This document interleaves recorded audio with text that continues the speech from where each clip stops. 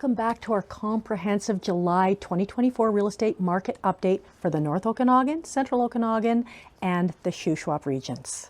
I'm Lisa Salt with RE/MAX Vernon Salt Fowler, and I'm a realtor here to report the straight goods on the state of the real estate market in the Okanagan Shuswap. And since it's August, it's only fitting that we do it out on the deck. So let's dive into the latest statistics and trends that are shaping the local real estate landscape. And let's hope we can offer some insights into the current market dynamics and the potential opportunities for buyers and for sellers alike. So let's start with the market overview for July 2024. Sell to inventory ratios, that's our absorption. For July reveal, it's kind of a varying degrees of activity across the region. So let's have a look at the North Okanagan, which is seeing really a healthier market than the other two, with a ratio of 17.44%. So a stronger demand in the North Okanagan for this past month. Central Okanagan's ratio stands at 11.38%, which is actually our most kind of moderate pace of sales, while the Shuswap experiences a ratio of 13.62%. Let's look at the days on the market as well. Homes in the North Okanagan are taking an average of 62 days to sell. Shuswap properties are slightly longer at 66 days, while the Central Okanagan properties are moving somewhat faster with an average selling time of 51 days on the market.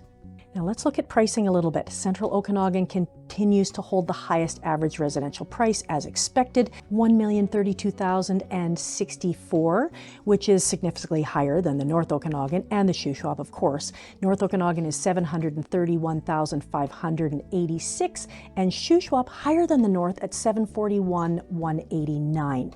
Now those are the average. When we look at the median prices in those regions, it reflects a similar distribution. So it points to kind of a consistent demand in the higher priced properties, particularly in the Central Okanagan.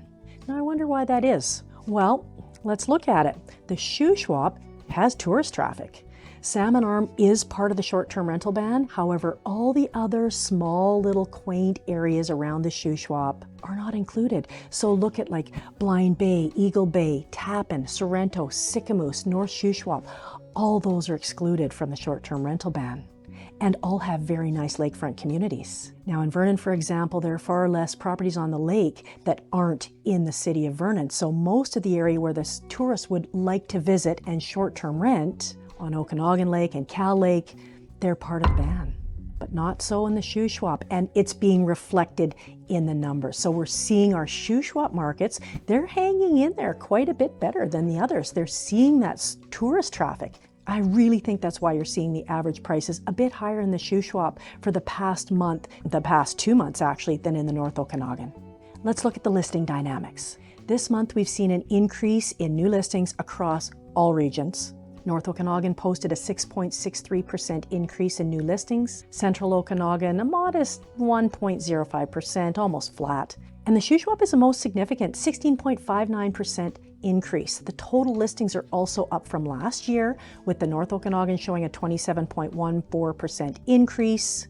Central Okanagan, 36.67% increase, and Shuswap a 34.36% increase, which has been consistent all year. So these figures suggest a growing inventory across the board for the entire year, for the entire Okanagan Shuswap, and that provides more options for potential buyers, but it also indicates more competition for sellers. Let's look at waterfront properties. It's summer, let's look at waterfront. The listings for waterfront properties continue to show growth. They keep going up and up and up. North Okanagan's listings rose from 26 last year to 35 this year. Central Okanagan from 46 last year to 73, and the Shuswap from 40 to 51. However, now let's look at the sales in the waterfront property department. They haven't matched the increase in the number of listings for sure.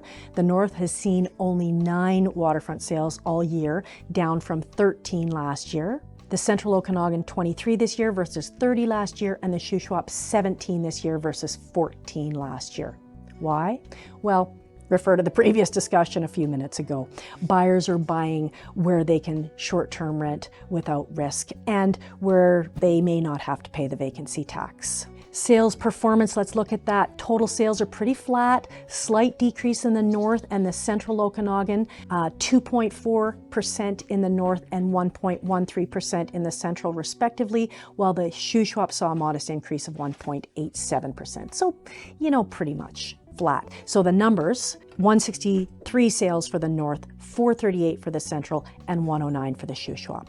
Buyers. We are in a market rich with options and varying days on the market. So buyers, you should be prioritizing through your market research and possibly target properties that have been maybe listed longer for potential bargains. There's a lot of properties that have been on the market for quite some time. Maybe you can find a deal. Don't be scared to put in an offer. There's so many opportunities for buyers, and it's so interesting to me that buyers aren't rushing out to buy, as this is the time that they actually should be. Have a watch on our video on YouTube. It's called Buy Low, Mastering the Real Estate Market in Vernon, BC. Maybe a real eye-opener for you buyers who are thinking it's maybe best to sit on the fence and wait for the market to go down and down and down, because that may not happen. Also, given the slight drop in interest rates, we've seen now another drop now, the most recent down to 4.5%. It's a favorable time to secure financing. It's still relatively low, historically low, I guess I should say. For sellers, you're in a competitive market still, and it's increasing. The total listings is increasing. It is crucial for sellers to price their homes competitively and ensure that their properties stand out from the competition through things like professional staging, or even just staging, high quality marketing. You have to remember there are three things that need to come into alignment for a home to sell: condition, price, exposure. And we as realtors can only control one of these, and that is exposure. Condition and pricing is up to the seller. Too many times a seller will blame exposure. They'll say, well, we need more marketing, when it's really either a condition problem or a price issue, or both. It's really important to collaborate closely with your realtor for precise market analysis, and that will help with setting the right price and marketing strategy.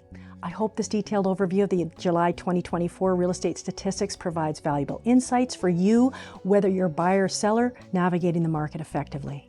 Remember, our team at RE/MAX Vernon Fowler is here to help you make informed decisions and capitalize on the current market conditions. Stay tuned for more updates next month. Thanks for watching.